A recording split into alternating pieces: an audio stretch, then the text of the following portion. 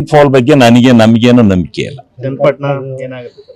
ಚನ್ನಪಟ್ಟಣ ನಾವು ಅಲ್ಪ ಮತದಲ್ಲಾಗ್ಲಿ ಒಂದು 5 ರಿಂದ 10 ಸಾವಿರದೊಳಗಾಗ್ಲಿ ನಾವು ಗೆದ್ದೇ ಗೆಲ್ತೀವಿ ಅಂತಕ್ಕಂಥ ಭರವಸೆ. ನಿಮ್ ಕ್ಯಾಂಡಿಡೇಟ್ ಯಾಕೋ ಸ್ವಲ್ಪ ನಿರಾಶಾದಾಯಕ ನಮ್ಮ ಕ್ಯಾಂಡಿಡೇಟು ಯಾವ ಅರ್ಥದಲ್ಲಿ ನಿರಾಶಾದಾಯಕರಾಗಿದ್ದಾರೋ ನನಗೆ ಗೊತ್ತಿಲ್ಲ.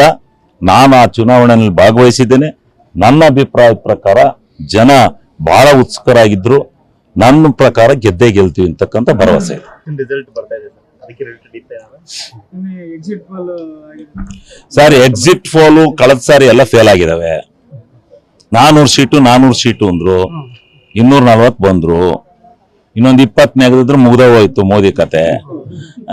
ಈಗ ಎಕ್ಸಿಸ್ಟಿಂಗ್ ಪೋಲ್ ಎಲ್ಲ ಬಹಳ ಫೇಲ್ ಆಗಿರೋದ್ರಿಂದ ನಾವು ಎಕ್ಸಿಸ್ಟಿಂಗ್ ಪೋಲ್ ನಂಬಕಾಲ ಇದೇನಿನ್ನ 2 ದಿವಸ ಬರುತ್ತೆ ಜನ ತೀರ್ಪು ಏನ್ ಕೊಟ್ಟಿದ್ದಾರೆ ಅದು ಒಪ್ಕೊಳ್ಳೇಬೇಕಲ್ಲ. ಜನತೆಯ ತೀರ್ಪನ್ನು ಒಪ್ಕೊಳ್ಳೇಬೇಕು. ಅದರಿಂದ